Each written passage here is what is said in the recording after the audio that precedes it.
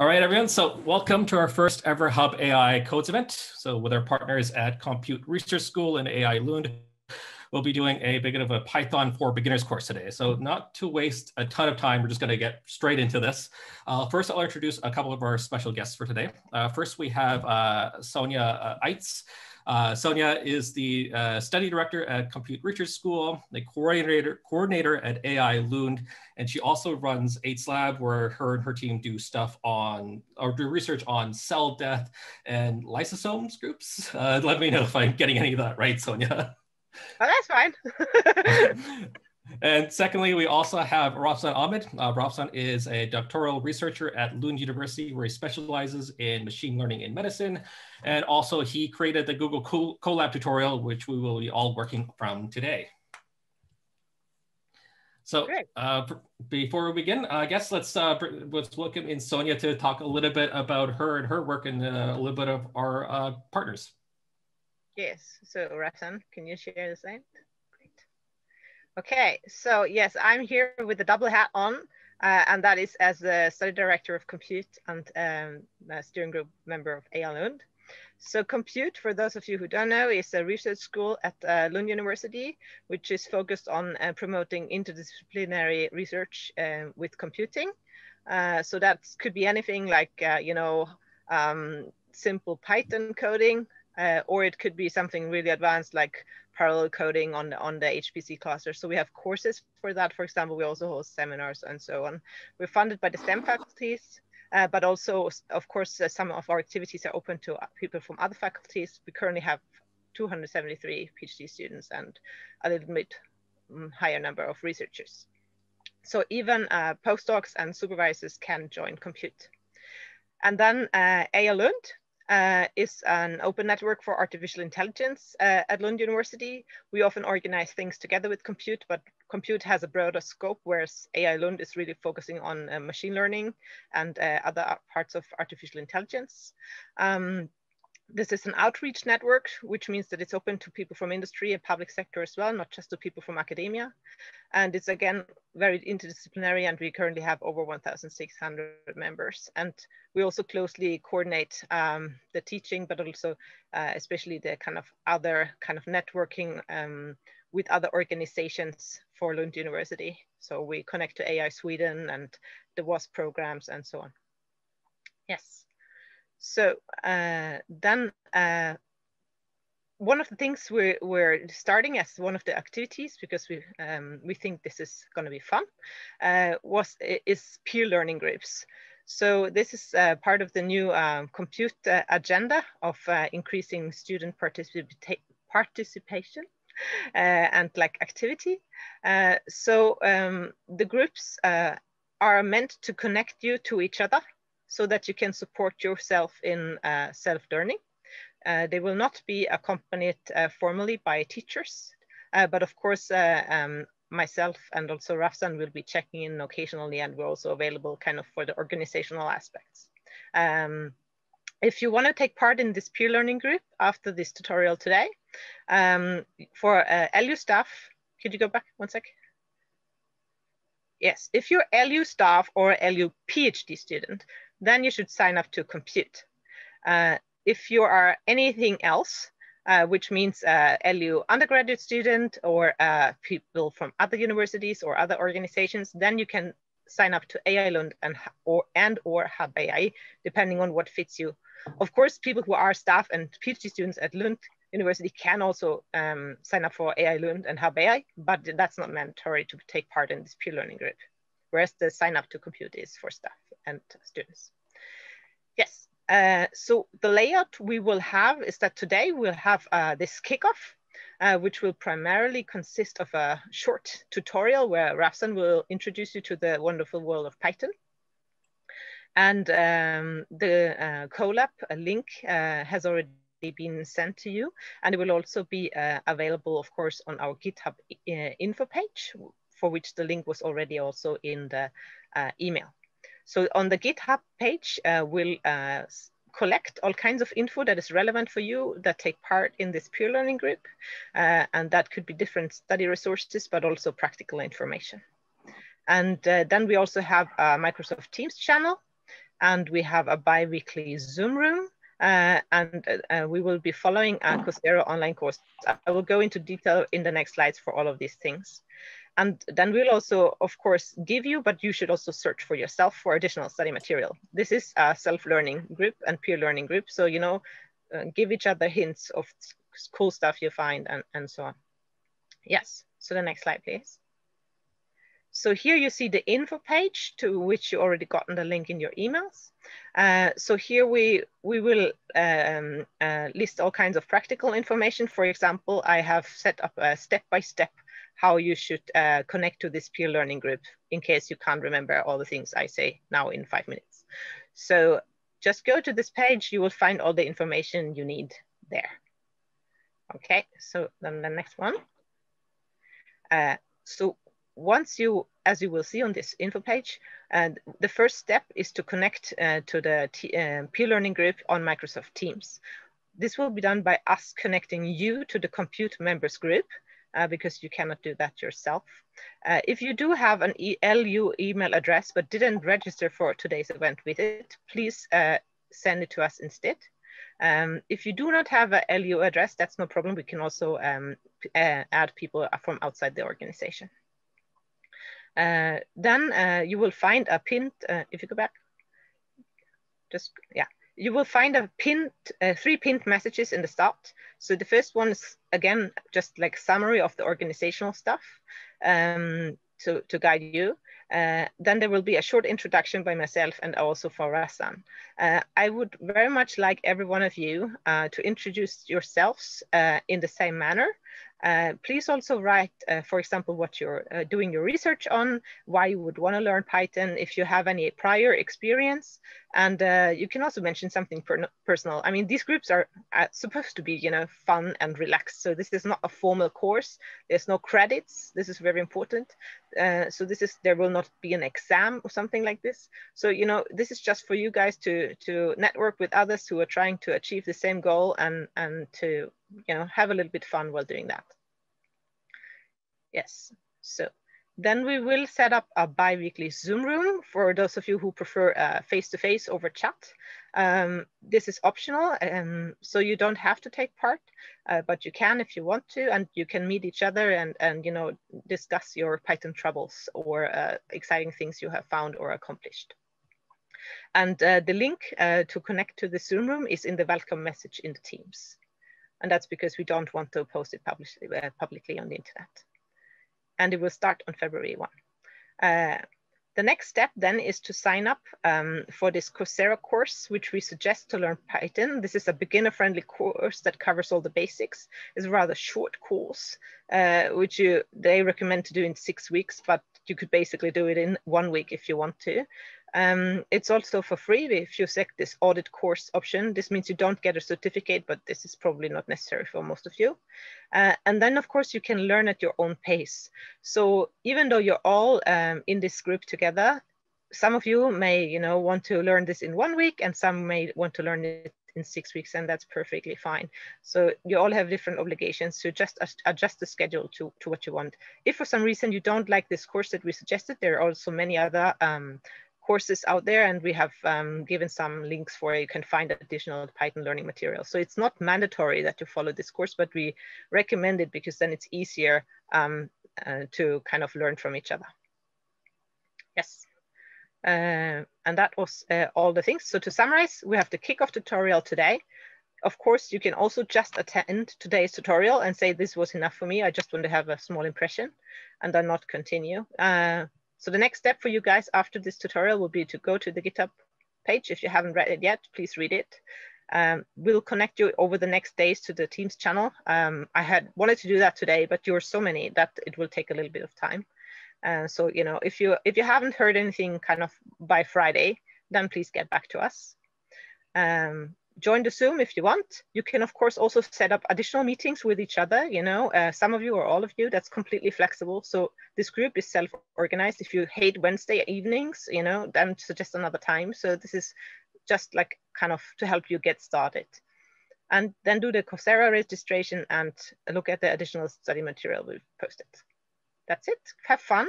and good luck, and don't be frightened if you've never touched a computer for programming before. So I'm a cell biologist by training. I'd never had any formal education in programming or in computer science or data science or anything like this. I had, high school math as the main subject, but that was it. So nevertheless, I today lead a research group that does almost exclusively computational research. And I'm sure you can learn as well. So don't be scared of, and don't be afraid to ask each other. There are no stupid questions. Often when you think, I don't get this, I don't understand, there will be 5 others who are exactly struggling with the same thing. So don't be, don't be hesitant. But also, post when you've achieved something. If you made a cool programming project on the side or something you have achieved, whether it's only printing out all of the file names in a folder or something like that, tell the others how to do it, post the code. We can also upload code to the GitHub repo if you have something nice to show. So yeah, make use of each other. And if there's any organizational trouble, get in touch with me by mailing to the Compute Study Director email. Okay, that was all. And enjoy. Thank you, Sonia, very much. So just for the practical reasons, some of you may see that my name could be familiar to you because I contacted you via email today. But for those of you who didn't register yet via Hub AI, please send your emails to me privately on Zoom because we need to respect GDPR conditions. So yeah, I will be the only person who will have access to your email addresses. So that is, to repeat, for people who are not registered yet, and also for those people who registered via Hub AI with their private email addresses, because we need your student email addresses. Yeah. And if you did already register with your LU address at the Compute, then you don't need to do that anymore. So then we already have your email address. So this is just for people who haven't registered with the LU address already. Yes, so please, LU addresses, not private ones. Thanks and good luck.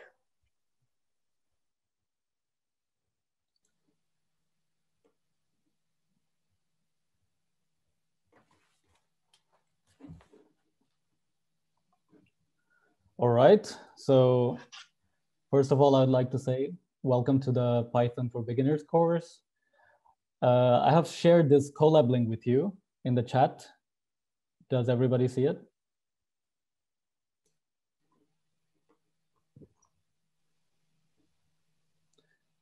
If not, maybe Melika can help me with that. So welcome to the course. First of all, I would like to tell you that once you click the link, there should be something like a copy to D drive or copy something here, and you should click that link so that you can write and save your own code. And I really want you to be with me and write your own code here. So Python, what is Python? Python is simply, it's a simple but very powerful programming language that you can use for almost anything. So you can use Python for web development, you can use for creating games, you can use for biomedical research, you can use for language development, machine learning, data science, image processing, anything you can think of, you can use Python for it. So Python is actually very popular for data science, and it's used by companies like Google, Facebook, Instagram, and so much more. And one of the greatest things about Python is that it has packages that you can use. So packages are basically codes that are written by other people and shared freely for everybody. So you can use these packages just like you can use your Amazon package, and you can use them in your code, which is a very interesting and very useful feature for Python. For example, if you want to work with some data analysis and make some cool tables, there's a package called Pandas. And it's a very interesting thing. And maybe in our next, or maybe in the course, I think you can learn about it. So again, we come back to Colab. Colab, what is Colab? Why are we working here? It's mostly because Colab is a machine learning platform which is developed by Google to code online. And it's usually for people who don't have access to certain resources. You can run Python on Colab. So we're doing it right now so that you don't need a fancy computer or any fancy machine. And I've tried this this afternoon that you can actually run this whole notebook in your phone. But when you are writing normal Python scripts, you can also simply install it on your computer, and it's very easy. So in Colab, you can write the code and press Shift and Enter to run that code. And you can see the results immediately. And we will try this right now. So as you see here, we will type in, and I want you to do it with me, type print, print, parentheses, quote, hello world. And press Shift and Enter. Yes, I want you to raise your hand or share an emoji if you could run it. And maybe Bart can help me with it. Yes, yes. I see some signs. I see some hands. We're seeing a few people. Perfect, perfect. Okay. If you have questions, we will have a question and answer session very soon. So yeah, you have written your first code and run it, and you saw a result. So the result here is hello world. It just prints it. So let's try to print something else. Let's try to print a number. Let's try to print a number, say 5. So we will do the same thing, print, brackets, and here we won't use quotes. We'll just push the number 5, and then we'll press Shift and Enter. And show me a sign that it runs. Okay, I see some hands. Yes, yes, yes, yes, perfect, perfect. So now we can print a word or a couple words, and we can print numbers. And this is called the print function. So we can use this print function to print anything we want. And similarly, with Python, we can also add things. So let's try adding 2 numbers, 5 and 3. And in this cell, let's click here, write again, print, then we will put 5, and we'll use the operator plus and 3. And then again, we'll press Shift and Enter. Do you get a result of 8? Yes, yes. I see some hands. Okay, great. So right now what we did, we printed some words, a message. We printed a number, and we did some addition. So how about we try some other math operation like multiplication? And so for each language has specific keywords for certain operations. For example, here in Python, for multiplication, we use the symbol star. And for division, similarly, we have the symbol slash. And I hope you find it in your keyboard. And we're going to try multiplying 5 and 3. So let's try print, bracket 5 star 3, and press Enter. Have you got it running?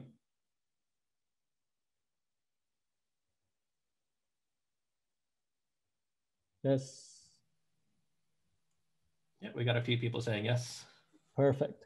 Okay, now it's your turn. Let's try division. So how do we do this?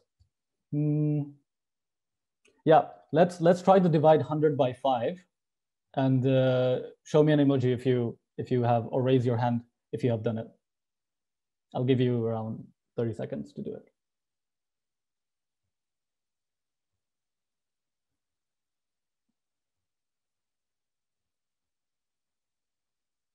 Yes, okay. I see some people.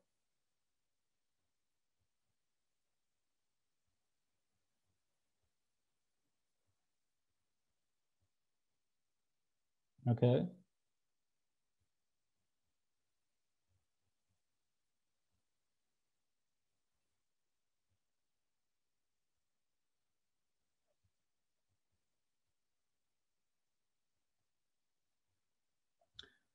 All right, I see some hands. Then I hope you got the number 20. Let's say again, print 100/5, and we get the result 20. Awesome. So this is our first part. To summarize, we learned the following: how to print something in Python and get a result, and how to use the math operation. Now we will do a short question and answer session, and you can we'll take like a 2-minute break afterwards. Perfect. Yeah, we got a couple questions already coming into the chat. So Peter asks, should we make spaces between the numbers and the brackets, or does that matter?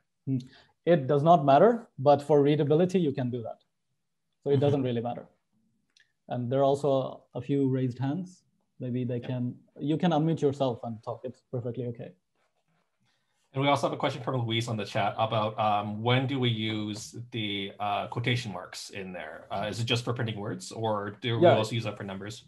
Yeah, for the quotation marks we use for words mostly. You can actually try this. You can when you're coding, you can try putting quotation marks and see what happens. Any other questions? Emmanuel asked a bit of a technical question, so maybe you can know about this, but can you push a requirements.txt to the repo if we need packages later? Can you push a requirement? Okay, I know what a requirement is. If you want to use the I don't think there are any later. special requirements for this tutorial, but if we'll go through it, and if so, we'll put it on the GitHub. Okay. And Judith asks, what's the difference between using the print in brackets and not when you're doing math operations? What do you mean? I didn't quite understand the question. Yeah, Judith, do you want to specify a little bit more? Or do you want to unmute yourself? Right. Okay.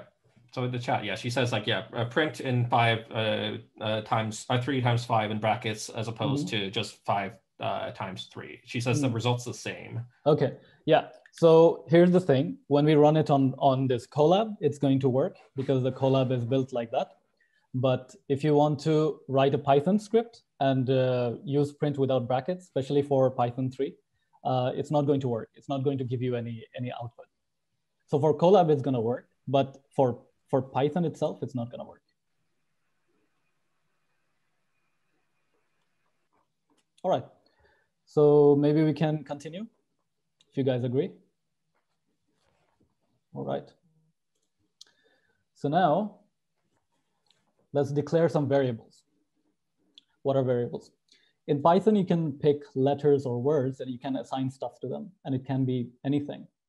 For example, you can write x equals 10, and this 10 will be assigned to the letter x, and the x will keep the value of 10 basically.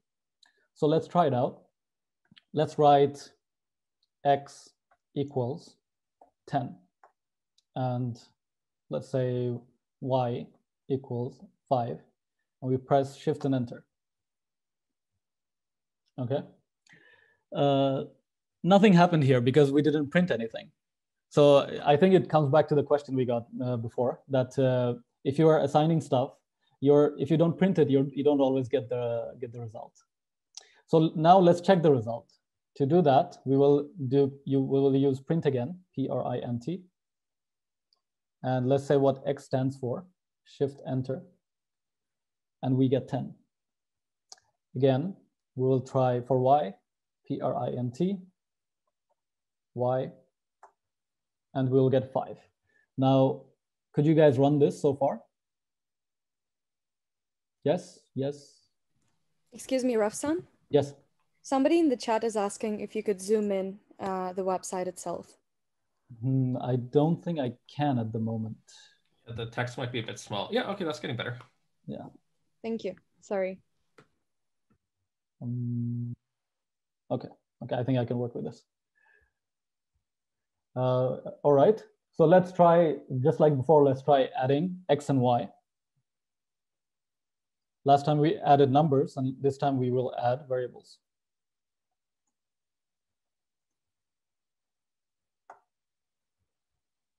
And we get 15, so that means it works.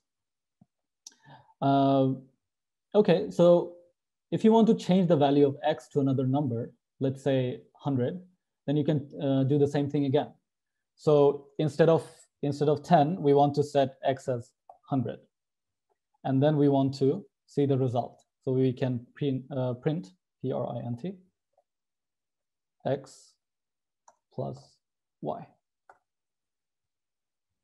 So far, so good. Do you have any questions?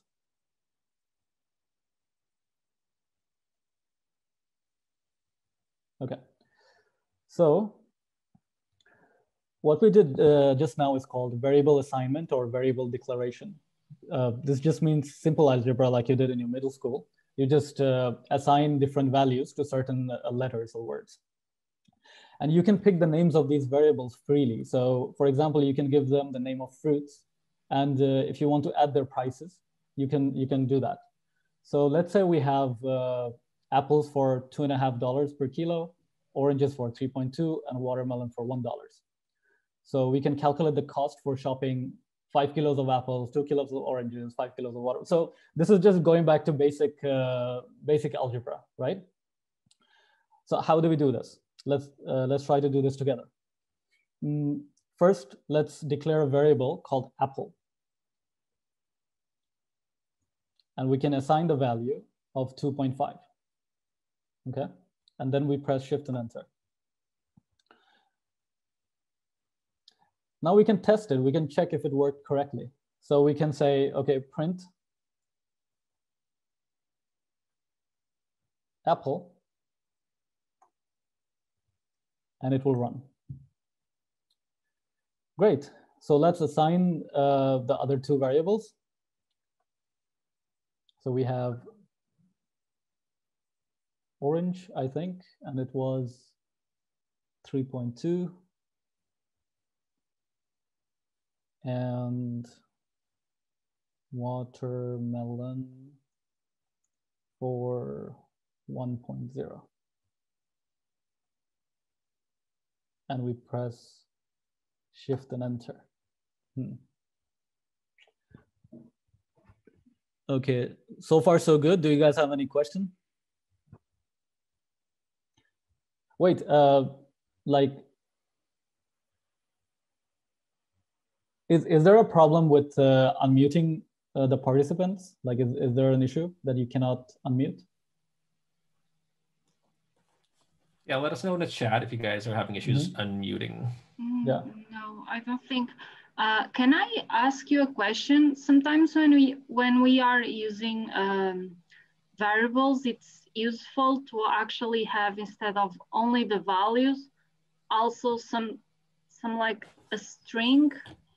So yeah. Let's say, because we put apple as the variable, but and we only get the number, but for this, I think it would be useful to actually have apple, like this variable, like a string that is called apple, and then in front, I don't know, probably I'm not making much sense.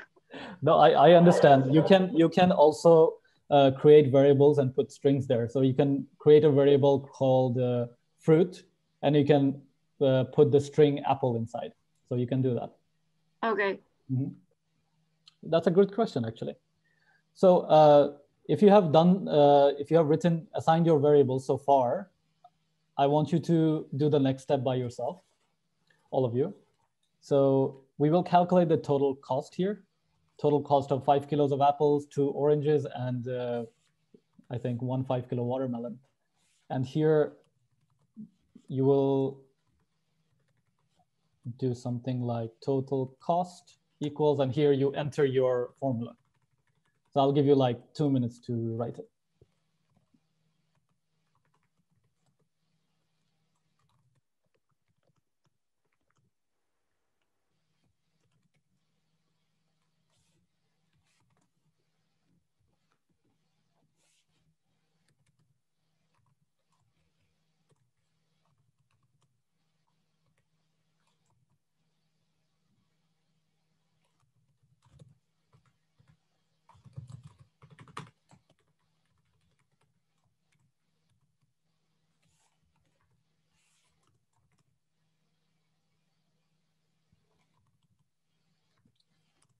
And you can raise your hand if you're done.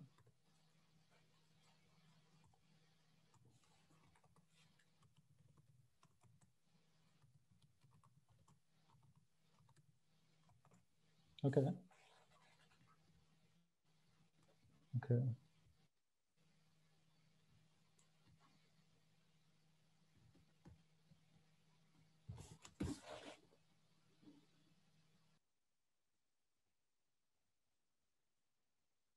Okay. All right, lots of hands. Okay. We got an error for somebody as well. Mm-hmm. Okay. Yeah. Let me hear it. Yeah, Gabrielle, can you let us know what the error is exactly?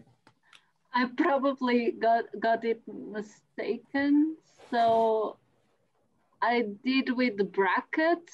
So I tried to give the variable brackets, and it's probably not accepting. Okay. Oh no, okay. It says orange is not defined, but I did define it. Oh no, yeah, that was a mistake on the variable. No worries, let's do it together then. Yeah. So let's write, so total cost. We already learned like how to do, what do you call it, multiplication, right? So all we're gonna do here is Apple, because we assigned Apple over here, times 5 plus orange times 2 plus watermelon times 5. And to get your result, print total cost. So let's press Shift and Enter and see what we get. We get 23.9. Okay. Any questions so far? Yes, I have a small problem. I write total cost is apple plus orange, but when I select print, I write print total cost. Does not add the numbers, but it just shows me the values of each one. It does not make the addition. Did you write it exactly as this?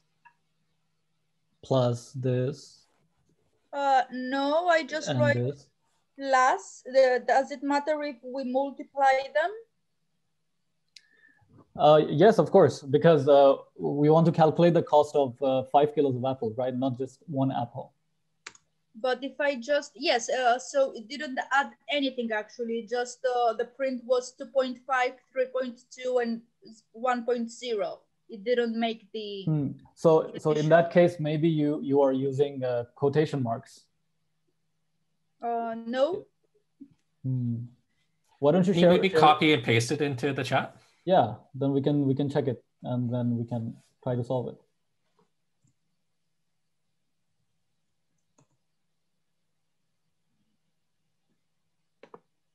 Yeah, so what I'm typing is this. Okay, I get it. So you are using capital letters for apples, I guess. No, this is not me. Okay, all right.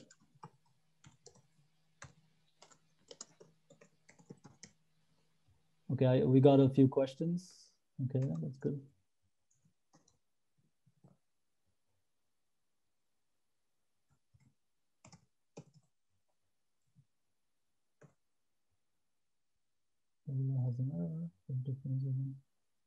Okay, meanwhile, there's no difference if you say 5 times apple or apple times 5. It's the same thing. Just like math, you can write 3 times 5 or 5 times 3. It's the same thing.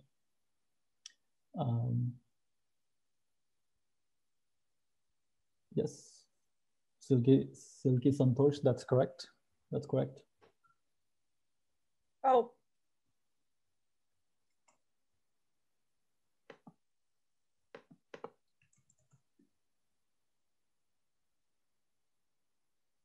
Oh no. So. Oh yes. I mean, it depends on how you wrote it, of course.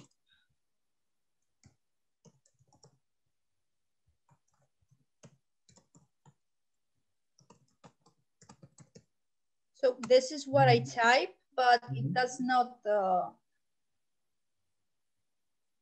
Total cost equals apple plus orange plus watermelon. So you probably, if you have any error, are you getting an error here, or are you getting a number? I'm getting the values. You're getting the values. Yes. Okay, maybe after the session we can look into it. Okay. Yeah, let's just continue it. Okay. Okay, now we're gonna do something big. So the practice is done, and now it's your turn to code again. So let's do something useful. You will calculate the area of rectangles. Okay. So we all know the area of a rectangle stands for base, which is 9 times height, so 4. So 4 times 9 is 36, and this is the area of a rectangle. So now what you're going to do is, let's say you have 2 rectangles, and the first rectangle has a base is 5 and a height of 10, and the second rectangle has 3 and 2. Now I want you to calculate the total area of the 2 rectangles. So area 1 plus area 2. So you will get, let's say, three minutes to do this. Let's go.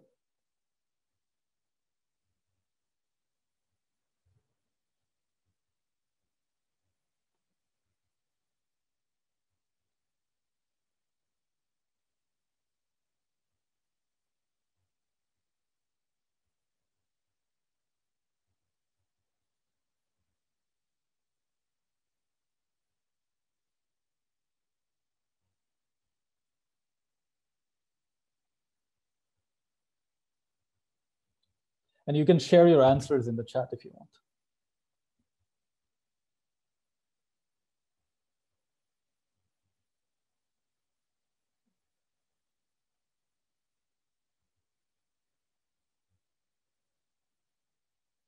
Yes.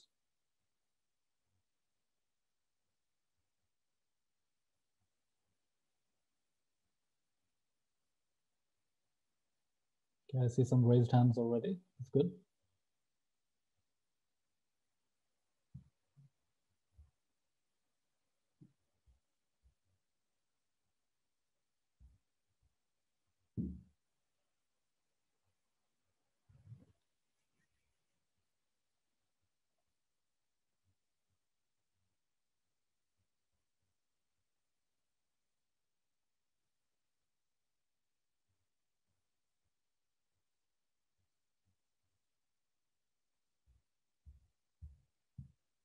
That's correct.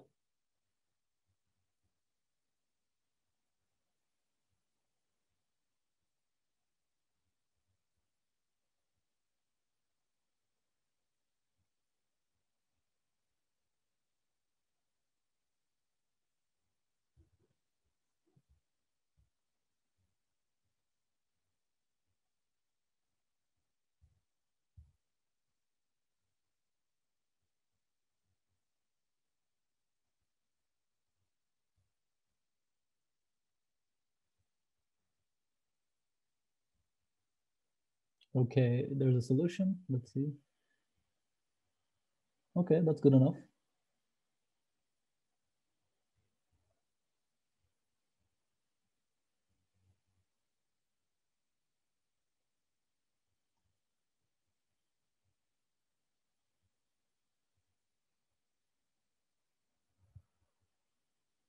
Yes, it's a very good the solution of, yes.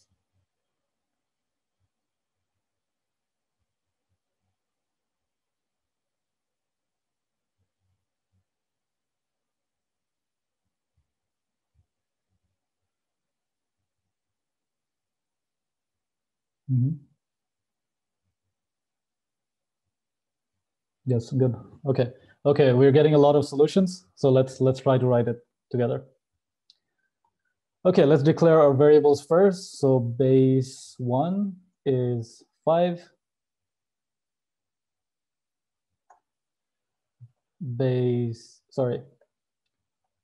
Height 1 is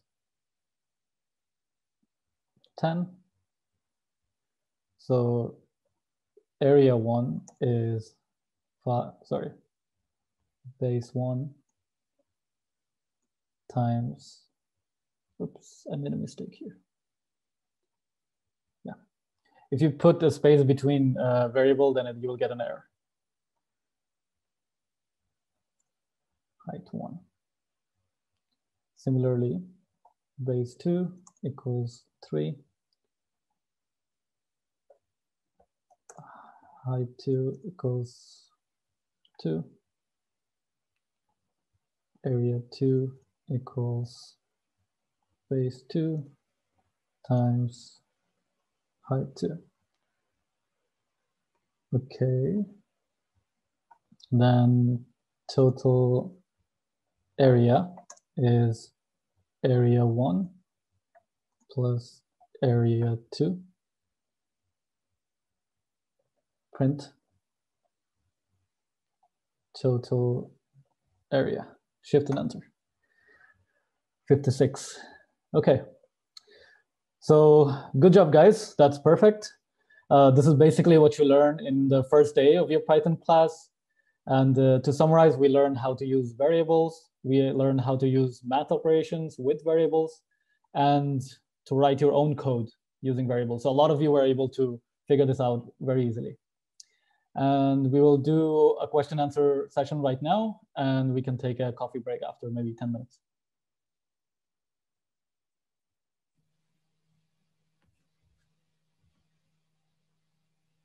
Simona asks, can we name the variables whatever we want? Does it really matter? Nope, it doesn't matter. You can name whatever you want. As long as you know what the variables are. Yes, but it's often nice to, instead of writing it A, B, X, Y, it's nice to name it something that you can understand, like fruit for apples, you know, something like that. I noticed in Colab, I'm not seeing that much, but I like from my previous knowledge, when I was writing in C, if I'm not mistaken, we ended the code with the semicolon. Is it necessary, like in Python, how that works, and if this is only a characteristic of Colab, or if how we work transfers to other writing? That's a great question, actually. So Python is very simple. And here we don't use any complicated syntax. So if you can write x equals 10, it just uses that, you know? We don't need any semicolon. We need like some brackets, but these are for function and stuff that we are going to learn later on.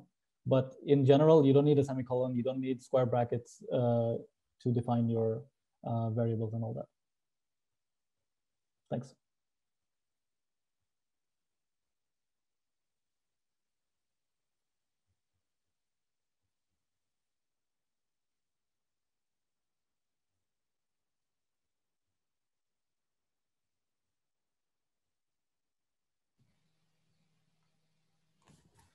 All right, so do we have any last questions before we move on to a quick break? Yeah, so there's an interesting thing, no forbidden characters. And yes, there are forbidden characters. For example, you cannot put a number at the beginning of a variable. That's very important. You can put it after, but not at the beginning. And there are a few forbidden characters or forbidden words. For example, print, you cannot say print as a, you cannot set print as a variable, because that's going to give you an error. Just like sum or max, you cannot use those. And then, so once you start coding, you will easily figure out, because if you put those words or letters as variables, you're gonna get some errors. Can you write codes in different languages, or English is the one everybody uses? Actually, Python is the language here. So that's what we are using. And yes, it's in English. Yeah, but if you want to write, I don't know, you cannot use the Swedish characters, but you can use Swedish words without using the characters. You cannot use Korean characters.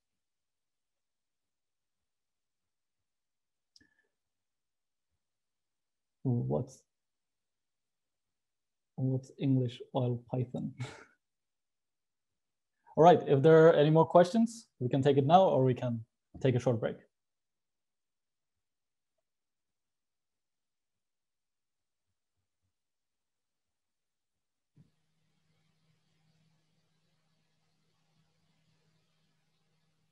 No questions. Okay, then we take a break. We come back at 18:26, if that's okay. Yep, that sounds good. Okay, so we'll take a quick break right now. Rafsan, can I ask you a question while we're waiting for other people? So yes. With that last exercise, when we did the area of the squares, so I noticed that you wrote quite a few lines to get the answer, instead of just doing B1 times H1 plus B2 times H2. Yes. What is the, and is there some principle behind that you're trying to do? Nope. So like, okay. Nope. The principle was just so that you can use variables in your example. Okay. All right. Because I just there's many different ways of getting to the same answer. Basically. Of course, you can also write just multiply the numbers and add them, just like we did the fruit thingy. Yeah, but that's no fun. That's a calculator, right? So so there must. I just wonder if there's any tricks that you should think about using more general terms to get, so you can make it more applicable, perhaps. Yeah, sometimes you use variables just so that the code is well structured. Okay. So sometimes you do that, but yeah, I mean there are simpler ways to do that as well. Okay, thanks. Thanks for your question. Hey, Rafsan, I'm sorry. We were just asking for some feedback in the chat, and people are saying they're a bit overwhelmed when everyone is texting in the chat with their answers. So maybe what we should do is for people to raise their hands if they managed to accomplish the task, and only text in the chat if they encountered some error. Yeah, okay, we can do that. People are getting lost. We can do that. Thank you so much. Then we can just use the raise hand function or emojis, just so I know that you're done with the thing. Yeah. Let's take the raise hand for now. Okay, well, I think we should be coming back right now from break. Before we let Rafsan continue, we do have a quick, actually special announcement from Hub AI. Marakar, if you're around here, you want to talk about it? Yes, we have now opened a registration for the members who wants to be a member of Hub AI. So this is mainly for students at Lund University. We invite you guys to register through our form that we have created. I'm gonna put on the link now on the chat. There you go. So yeah, we encourage you to register now as soon as possible. And yeah, that's all from us for now. Yep. Yeah, and membership is completely free and all that stuff. And if you missed this today, we'll post it on all our social media stuff starting tomorrow. But yeah, this is officially the first time we're taking real membership. Exactly, yes.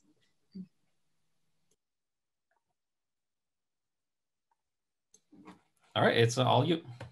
I still have a quick question, if I can. Yes, sure. Still do? Sure.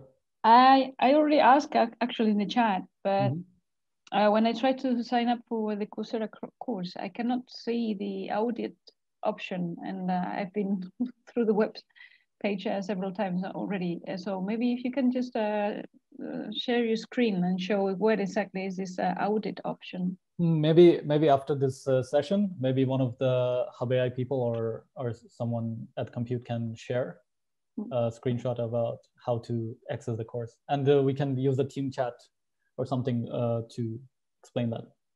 Okay, great. What do you think, Bart? Is that good?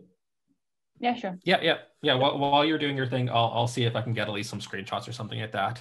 Okay, perfect. Thank you. All right, let's go back to coding. And I guess a few of you have already done some coding. So you've asked me about strings and such. But for those of you who don't know, yeah, we just like numbers, we can also add characters like ABC or string of characters like hello world, or this is a very interesting course. So for string is basically text or words. That's how you can understand it. And for strings, we always use quotations, just like the hello world example that we used. So let me see here. Yes. And let's start by declaring a simple string variable. and I've already written it. So greeting equals hello world using quotations. And if you press Shift Enter, you already have the result. But to check it again, what happened? Let's try it again. Yes, we didn't print it. So print, greeting, Shift Enter, and there you have it, hello world. And why don't you try it yourself? I'll give you like 5 to 10 seconds to write a message. So message equals whatever you want to write and print it. And you can raise your hand if you're done with it. Okay. Lots of people.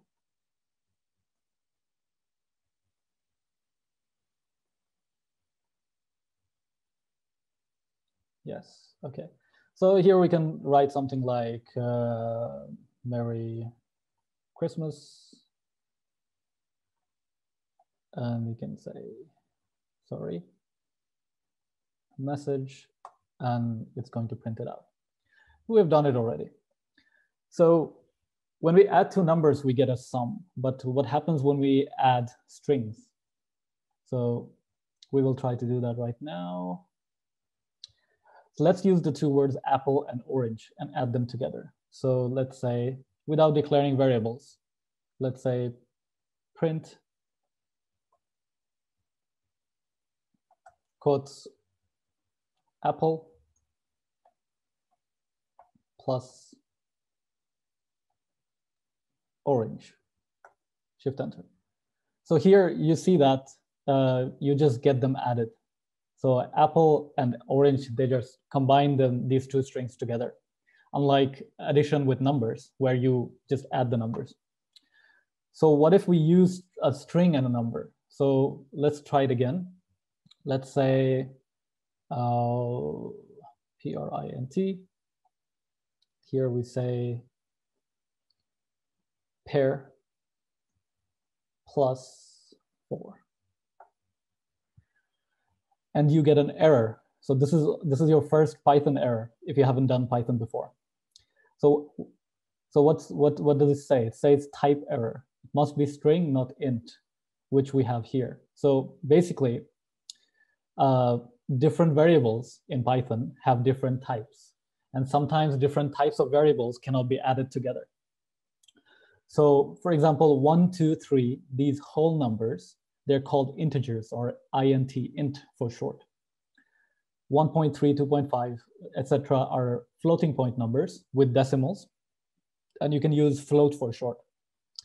And this sentence is a string.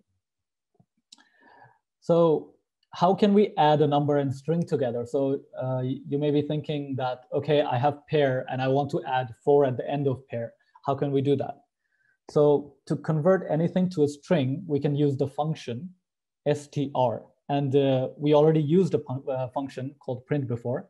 And this is your second function, str, string. And it converts basically anything into a string. Anything that you can write in Python.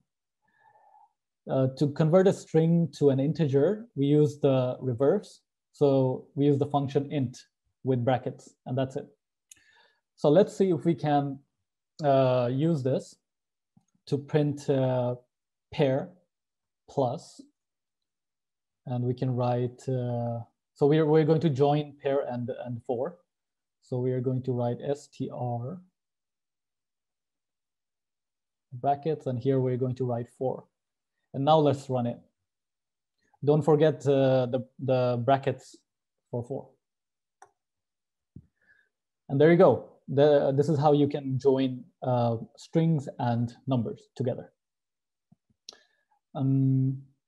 Let's try something else. Let's try the reverse. So we cannot convert pair into a number, but we can convert a string. So we can say like, we can try this again, print, and we can say, I don't know, 100 using quotes. So we know that it's a string, plus and 4,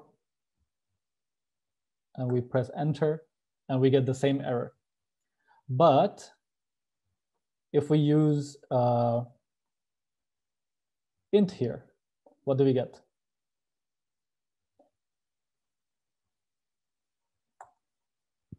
We get 104. So using these two functions, you can convert string to integers or string to numbers and numbers to strings, numbers to words. Now we'll try it by ourselves. Add these two numbers. So number 1, 3, and string 1 is 10. And you're going to add both as numbers. So let's try this, and then you raise your hand once you're done with it.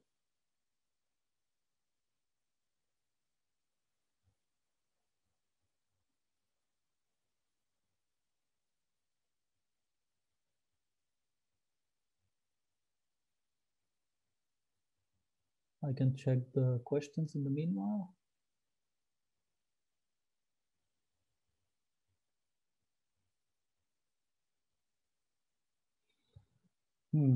Emmanuel says that I should probably explain comments. Okay, I can do that. Virginia says, could we just do print pair in quotes plus 4? Yes, we can do that.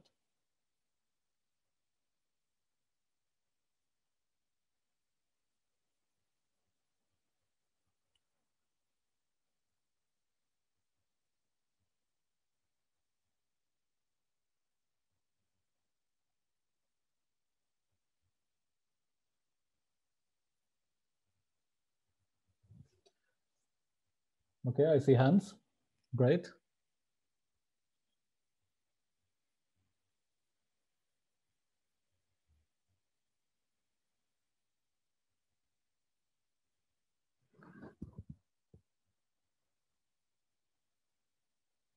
Okay.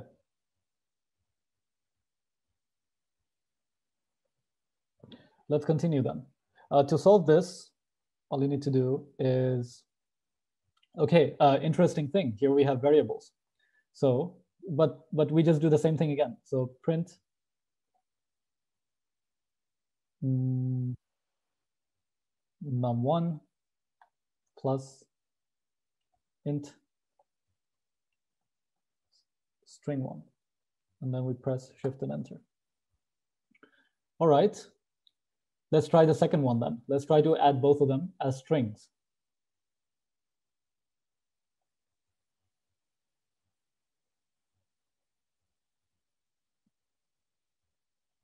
Done. Nice. Nice.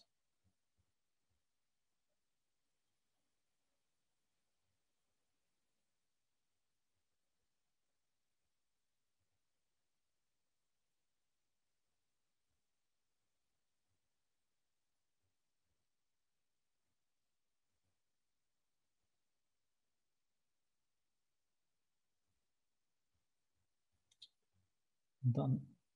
Okay. Hi, Rafsan. Yes. You don't actually. It's a question. But sure. You don't actually have to use the command string, right? You can just use quotes and convert anything into. You don't. You mean this green thingy? No. The command to transform anything into a string, you can actually just use quotation marks, and then it becomes a string. Why don't we try that? Yeah, it just worked, but I wasn't sure if it always work. That's why. I think for a variable it doesn't work, but let's try it. That's always the good thing with Python, that you can always try new things. So let's say we have string 1 and it's 10. Sorry, this is a number. num1, and let's say we want to put quotes against num1, and we print it. Let's see what happens. You get num1, you don't get 10. So you cannot always use the quotes, especially when it comes to variables. But if you just want to use this 10, so if you want to just convert it to write it like this, it will work.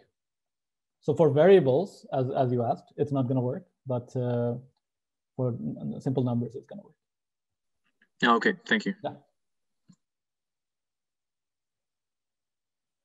All right, so for this one, let's try to add them as strings. So again, print. The first one is a number, So let's convert it into a string, brackets, num1, and then we do plus. I'm sorry, I forgot to put quotes here. String1. Okay, there we have it. This is the end of part 3. To summarize, we just learned how to use strings, how to add strings, about different data types in Python, and how do you write your own code to convert these strings to integers and vice versa. And we can again take a small break, and we can take some questions. Maybe 2 minutes break will be fine.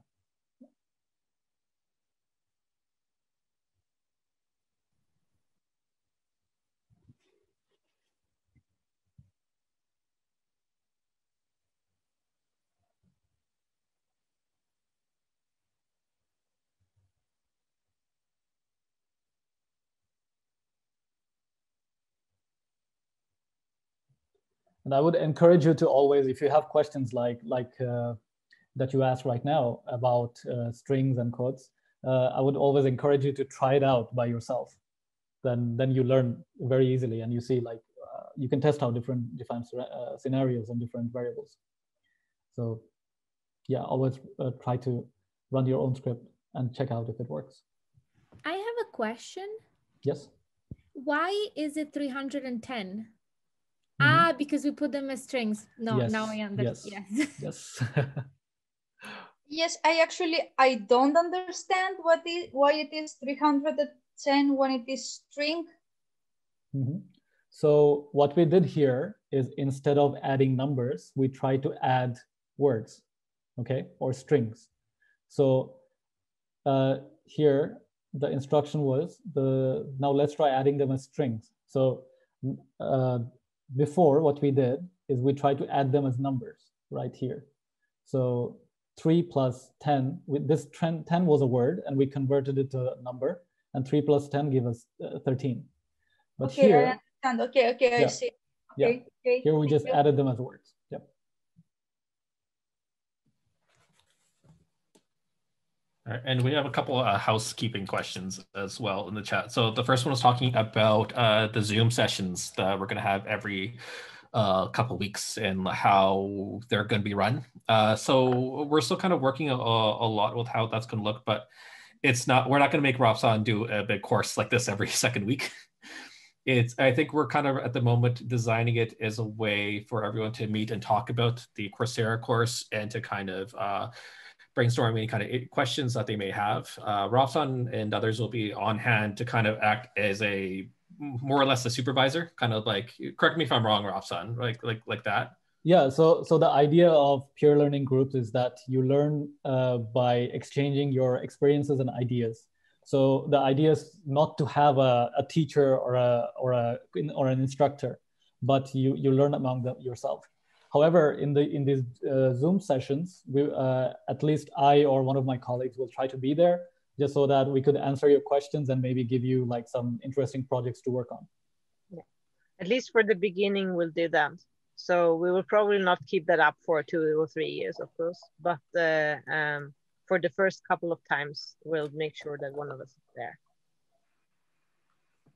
Thank you, Sonia. And as for the question about, do you need to be a member of Student Lund to be a member of Hub AI? At the moment, yes, just because we are part of AF at the moment. So that's kind of where we're getting a lot of our funding from. So yes, you would have to be an AF member. However, you do not have to be a Lund University member to be a member of AI Lund. So COMPUTE is for Lund University PhD students and staff. Hub AI is for any type of Lund University student, but AI Lund is for anyone. So AI Lund, so if you fall in the non-LU category and you nevertheless want to take part in this peer learning group, then you need to sign up for AI Lund. Yeah, that's a very good point. And I see Sonia actually posted Coursera registration information there. So I haven't actually downloaded this, but I'm assuming this is about how to audit the course and such. Oh, yeah, yes, I see it. I just made 3 quick screenshots, which will hopefully kind of with a little like red marking as to where you should click. So the audit the course option is kind of really tiny, like tiny font in the bottom.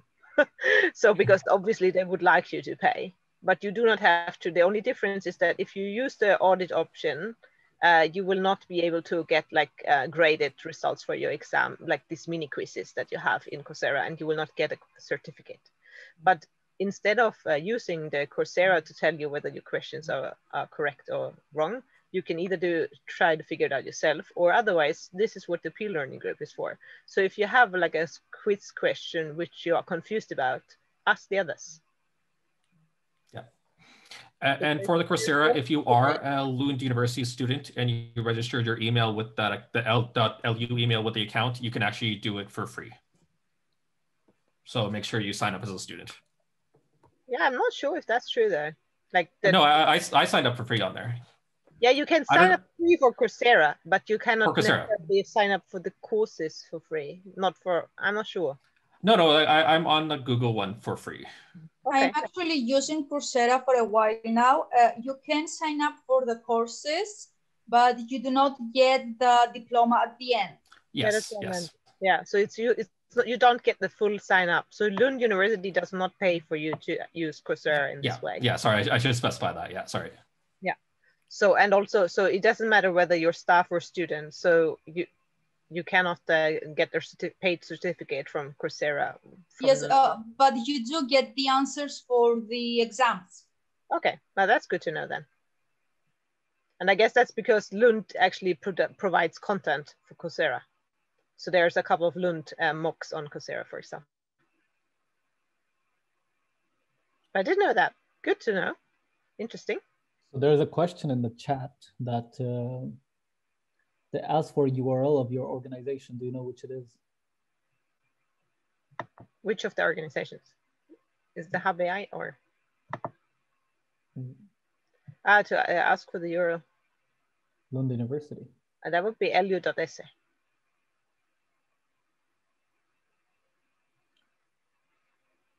Right. If there's no more questions, we can start.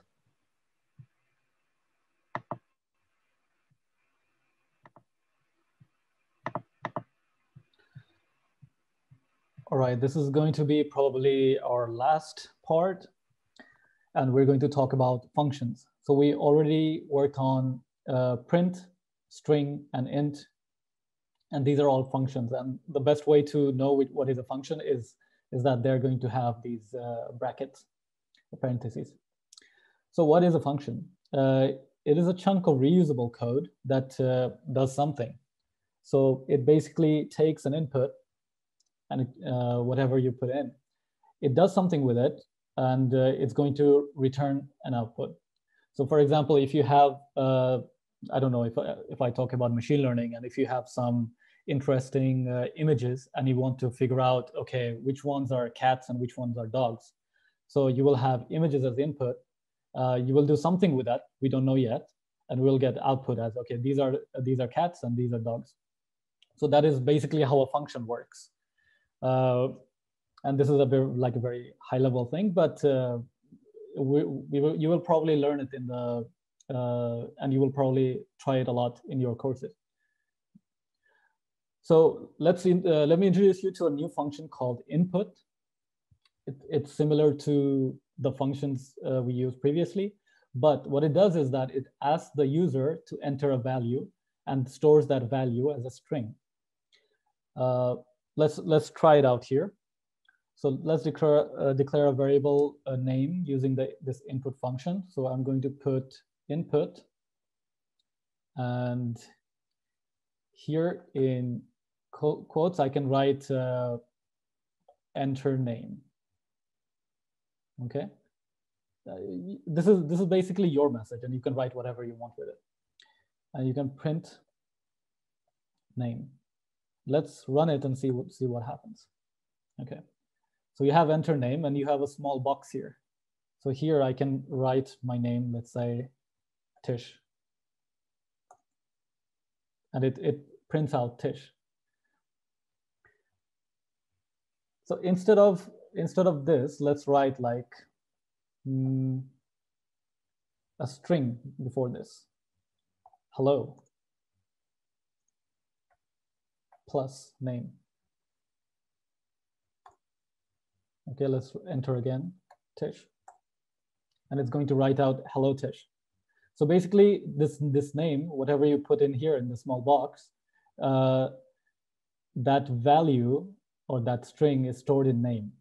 And you can basically use it anywhere you want, just like the variables we use. Well, that's pretty cool. It means that now you know how to ask a user for something, and you can use that value.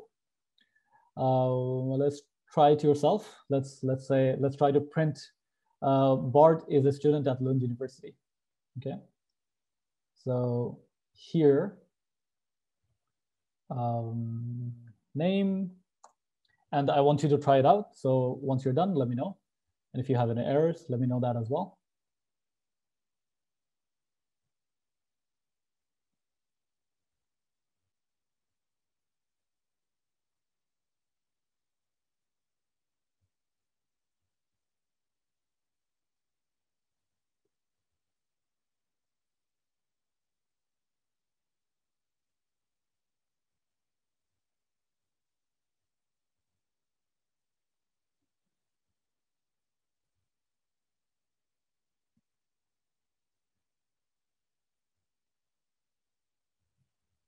I see some hands already.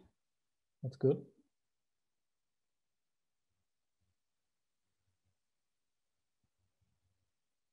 Okay, I see some thumbs up. Okay, okay, perfect, perfect. Great. Okay, so again, we can use input. I'm going to say, enter your name, and we can print name plus quotes. Don't forget the quotes. Is a student at Lund University, and we press Shift and Enter. Let's say Bart, and there you go.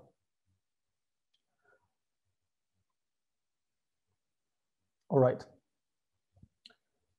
There's something in the chat. There's a question? No question. Okay. So now let's use the input function to get two numbers from the user and add them. So we did this addition function before, or was it a function? Yeah, it was addition. We did this before. Let's try to get two numbers from the user and add them. And I'll give you maybe 3 minutes for this.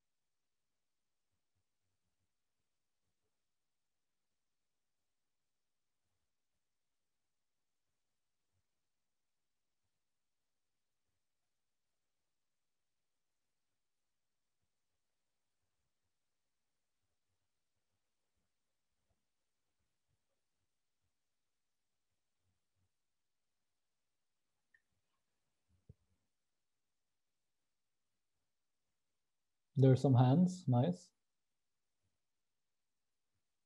Okay.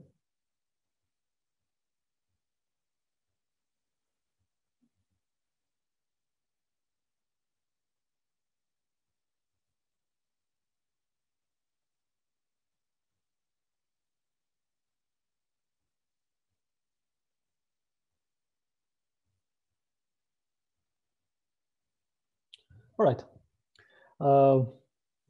Let's try to do this, and then if you couldn't do it, or if you have any question, we'll take that. So let's write number 1 equals input brackets quote, enter the first number or whatever you want to write here. Similarly, we can say number 2, input, enter the second number. And we can write print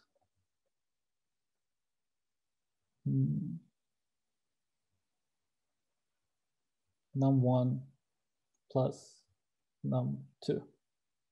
Okay, let's use this. So the first number is, let's say, I don't know, 10. Second number is 5. Okay, why do we get 105? Can anyone tell me the answer in the chat, or use your microphone? Yeah, it's because the function input puts the numbers in strings. Yes, that's correct. So how can we solve this? Basically, you can use the int integral function, the int function. Integer, yes, yes. But I actually found, like, I gave 45.6 number, like, and it didn't do even with the integral. And I know why, because my second number is not an integer. So. Okay, we will come back to that. Yeah. We'll come back to that right after I show this. And then if I don't, please remind me right now, okay? Because I tend to forget a lot of things. So as most of you said, we need to convert it to integers. So let's say int num1 and int num2. Okay. And then we press enter. So let's put 10 and 5, and now we have 15. Okay, now coming back to your question. Let's run this again. Let's put this as 10, and here let's put at 5.5, okay? The problem here is that this is not an integer number, but it's a float, right? So if you go back to our previous discussion, where did we talk about this? Here. So these numbers with decimal, they're floating point numbers. So for these, you need to use float. So let's try this. Let's try this ourselves. Here. So instead, if we write here as float, now let's try it. So first one is 10 again. This one is 5.5, and you get 15.5. All right. So yeah, you have to differentiate between if you want to put a whole number, an integer, or like a floating point number or decimal point. Yes, but that assumes that the user will use the float. Right. But sometimes we might not know that. Yes. So in that cases, there are something in Python and in programming in general called error handling. So if it kind of directs the user to enter the type of number or input that you want to do. Yeah. So for example, I can say here, enter only decimal number, in our message. Or I can check if it is integer or decimal. Yeah, very good question. Before I go to the next part, there are some put the in before input. Yes, you can also do that. You can also do that. Yes. So Alfredo is saying that you can put an int. You don't have to put int here, but you can also put int here as well. And you can do that. Yes, you can do that. It's going to be the same result. All right. Now, since we only have half an hour. Okay, there's another question. Okay, no question. Okay, so since we have only half an hour, let's try to create our own function. And let's see how we can create our own function. So a function in Python can be defined using the keyword def, and it's short for define. So you write it like this. You write def, you write the name of the function, you put a bracket, just like you used before here, and you put the input there. You do something here with the input, and you return it. Okay? we are going to go through it, so it's okay if you don't understand it right away.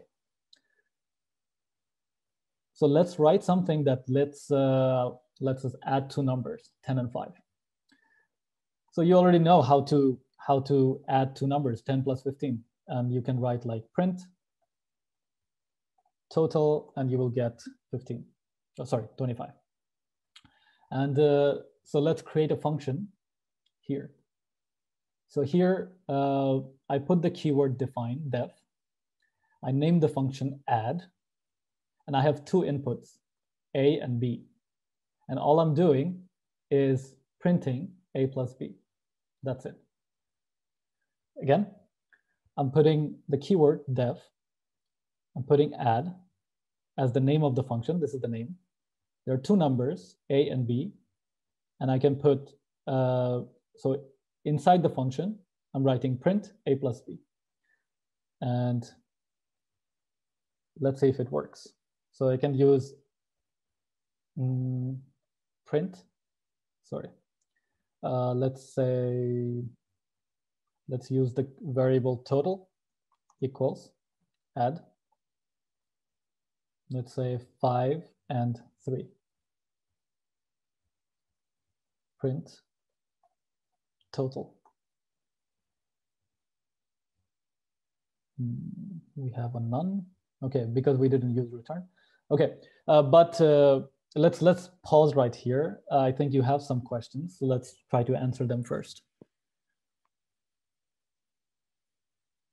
You can write them in the chat, or if you didn't understand.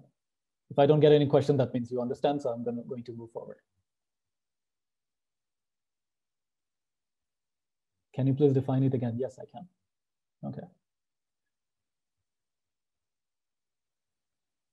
So basically what we're doing is we're going to have a function, let's call we have an add, okay? And for the input, we have two numbers, 5 and 3. Inside the function, what we are doing is adding that 5 and 3, 5 plus 3. And as output, we are printing 5 plus 3 equals 8. So that's what a function is doing.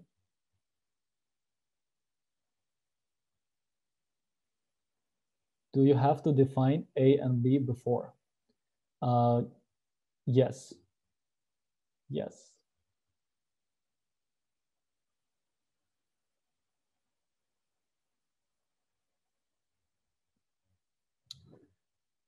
So for example, again, let's go through it one more time. So I'm writing a function called add. So I write def add, that's the name, and I put two numbers, and A and B, and A and B can be anything. We don't know that yet. So we didn't define it here yet. So A and B, colon, and we can simply say print A plus B, okay? And then we put shift enter. This doesn't run because this is a reusable code. So a function is reusable. And again here, so here we use the function, we use these two numbers. So what it does is A is 5, B is 3, and it adds them and it prints them here. Why does the print total return none? Because we didn't use the keyword return, right? Very good question. So let's go back to here. Okay, we defined the name of the function, add. We did something with it. We printed the sum, but we didn't return the output. So here, let's try it again. Let's say we write def add to, it's another function, A, B, return A plus B, okay? Now, when you use total equals add 5 and 3,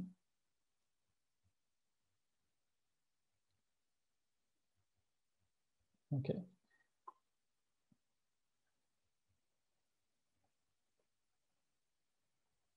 Print total. Sorry, here I use the add function again. So I should use add to. Okay, okay. Let's go over it. Here, what I'm doing is I'm printing it, but there's no value. So this total doesn't have any value. But when we use the keyword return, this a plus b is assigned to this variable total. That's why we're having this this none over here.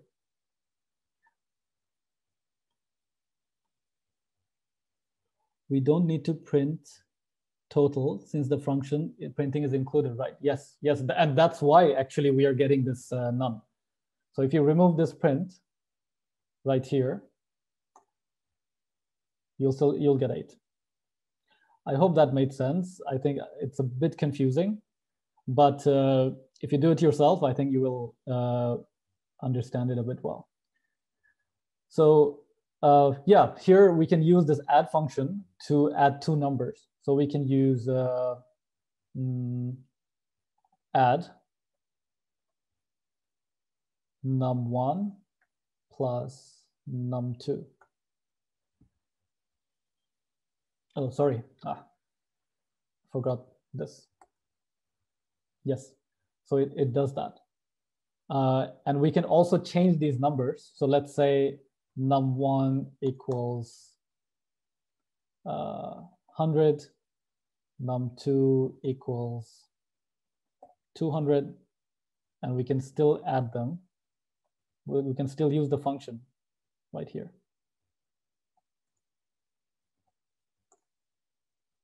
Okay, so basically you can see, like, you don't need to define this add at every single cell or your Python script. You can just keep using them as long as you want, right? And that's the main purpose of having functions. In syntax terms, okay, this is not it. I get a super long list of 8s at output and a recursion error. I'm not sure why you're getting a recursion error. In syntax terms, what is the difference between defining the function with print or return in the second line as we did?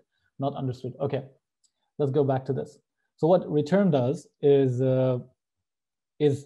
basically it outputs a value. That's what return does. Print simply prints it. So you can use print to just get a result. But return, you get a value that you can assign to a variable. So for example, here, where was it? Here, we use total as add to 5 and 3. So here, this return value, 5 plus 3, is added to this total variable. And that's why we can print it. Mine says add is not defined. You probably didn't run the previous cell then.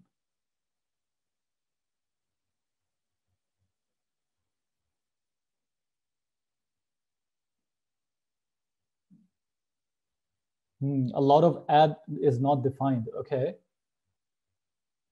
Have you run this cell? Okay, yeah, because you have to run the cell first. All right, any more questions?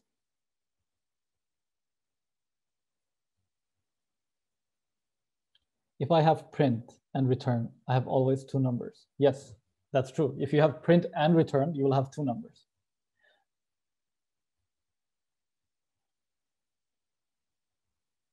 Because print prints the thing and return gets the value. So that's the difference between these 2. And return is just used for functions. That's it. I could always substitute print for another variable and decide to return the variable, right? Yes, yes. You can do that. And you can print that, once you return that variable, you can print that yourself. All right, let's move on. We did this, we did this. Okay, maybe if we try this again, we will understand it a bit better, right? So let's calculate the product of 2 numbers, 5 and 3. And just like before, you already know how to calculate the product. Is simply you define a variable product, and it's multiplication of 5 plus 5 times 3, and print the product. So now let's define a function called calculate product, and using the keyword def, and let's see what happens. So define the function here and try to run the function over here. And I'll give you like a few minutes to try it out by yourself.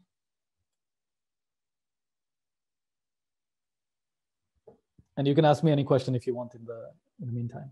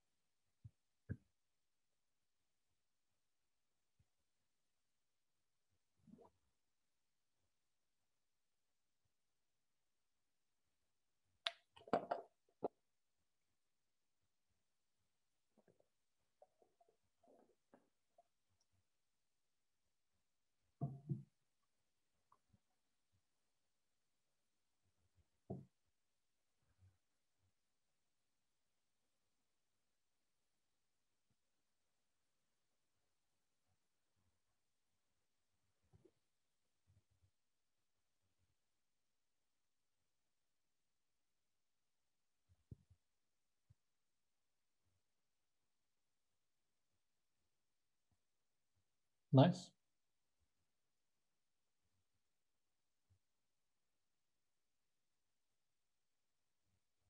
Okay. Okay.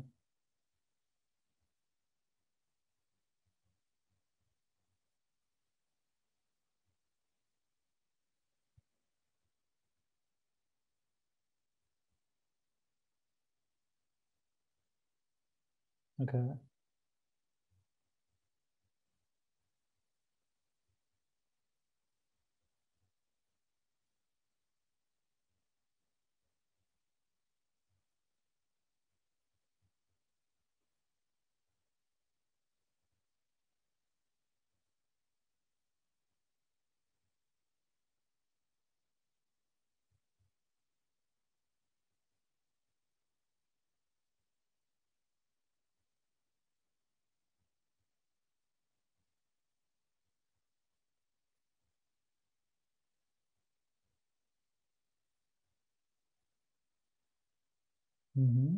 If I have print and return, I will go to the product.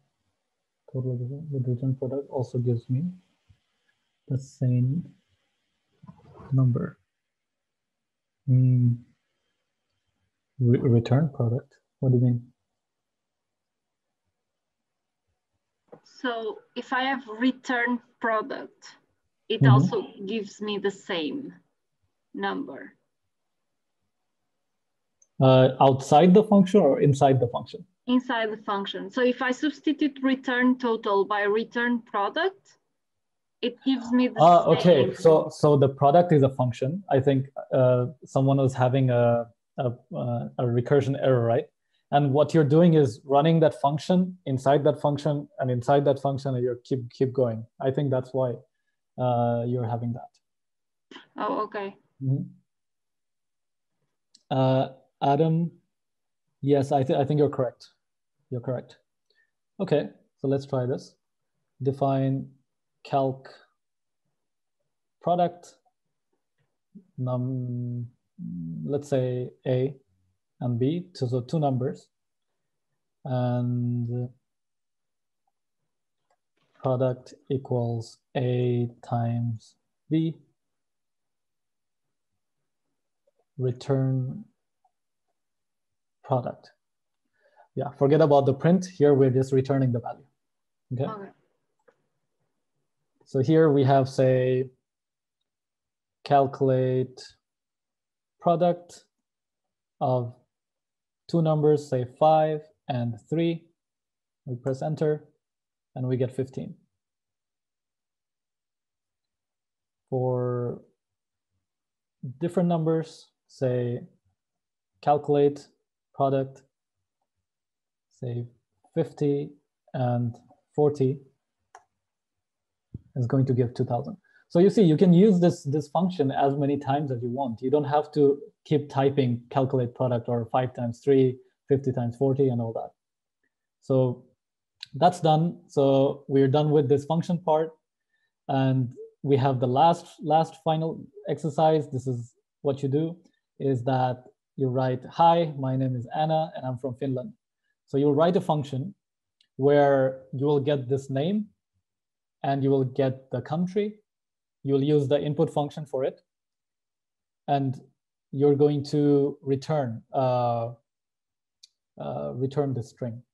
Hi, my name is Anna, I'm from Finland, or whatever your name is and where you're from. You can do that. Not to confuse you, for the second cell, we're going to use the input functions.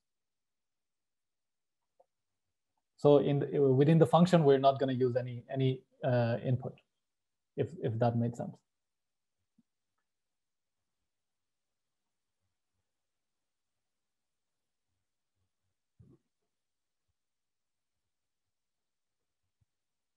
Do we already have a question? Can you please scroll down?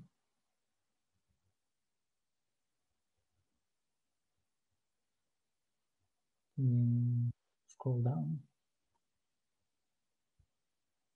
Okay. The calculate product code is here. Yeah. Scroll up.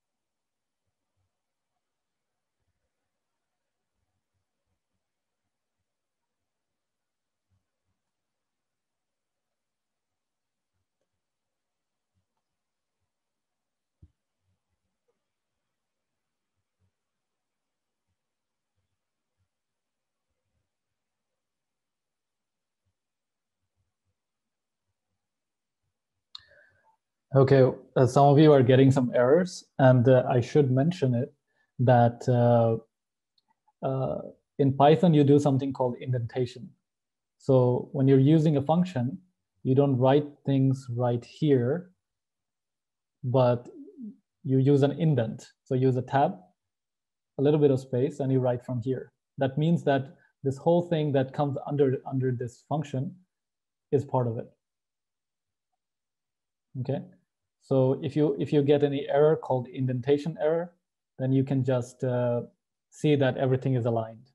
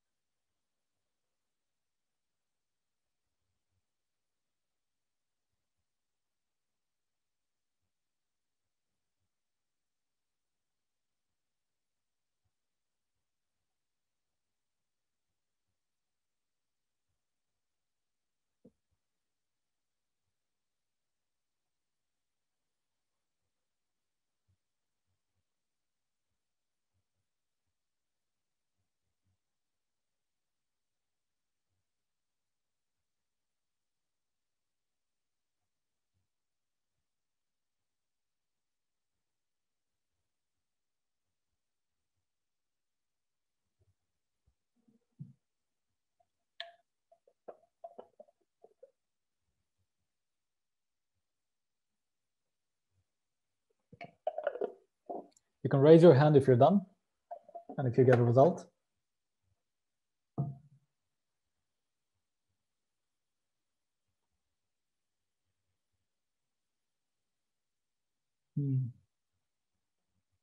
Okay. Let's give like maybe 1 more minute and we can do it together.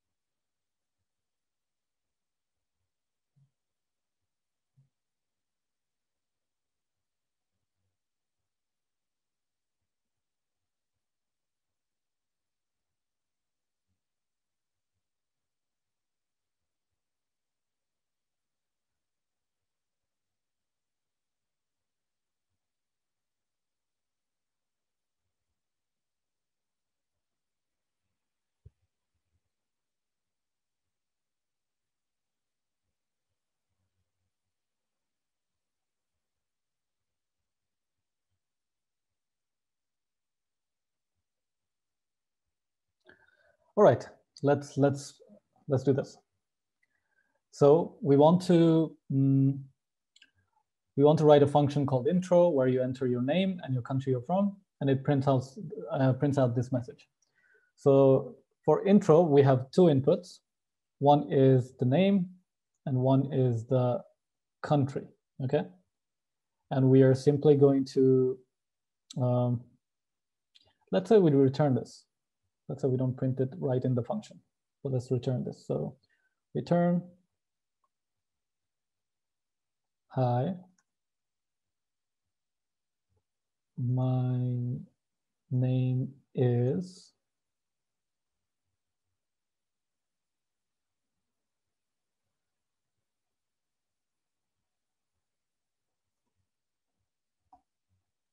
we add the string, name,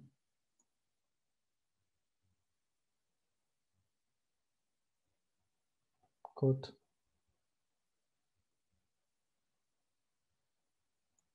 I am from plus country. Okay, so all we did is write a huge string, right? Okay, shift and enter, it works. Name, we use it as, we put a message, enter your name. For country, we use enter your country. And then we use the function. So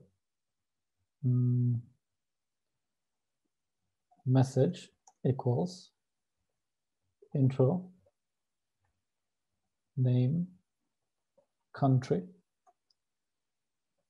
print,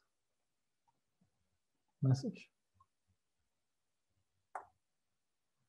Enter your name, Rafsan, enter your country, Bangladesh. Hi, my name is Rafsan, I'm from Bangladesh. Yes. Okay.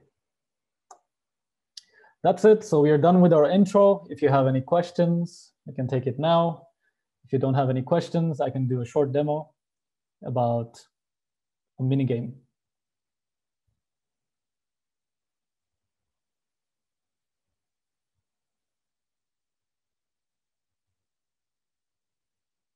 Can we use print instead of return? Yes, we can, but make sure that you don't use print twice, because otherwise it was just going to return a none. Okay.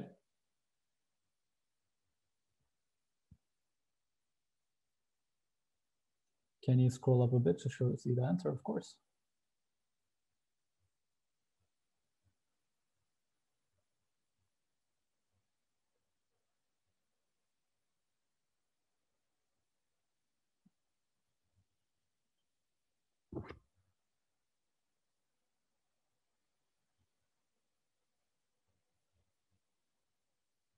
Right.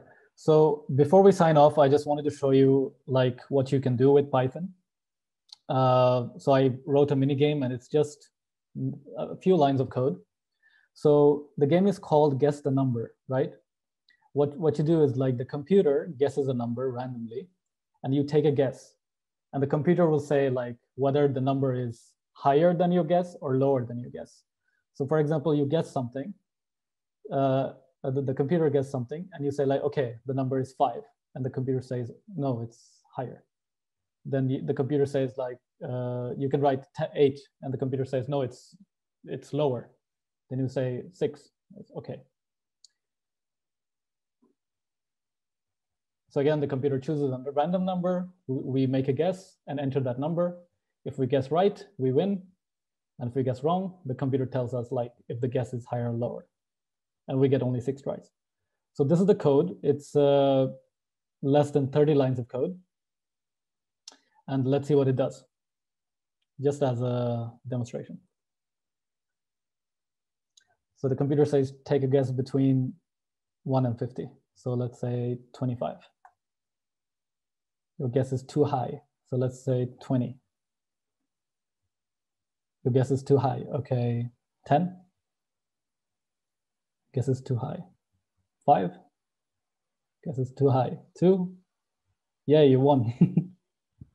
So that's just a demonstration of what you can do, and I think you can start writing games like this within the first or second week of your learning Python. And I think it's going to be very exciting to try out these simple but very interesting projects. And yeah, that's it. So I'll just write this. And yep, that's all. Thank you. If you have any questions, you can ask now. Thank you very much, Rafsan. That was wonderful. Yeah, I just want to say from everyone at Hub AI, Rafsan, this has been a really great experience with this. So I'm really glad that I think it went amazingly. Thank you. I'm glad you liked it.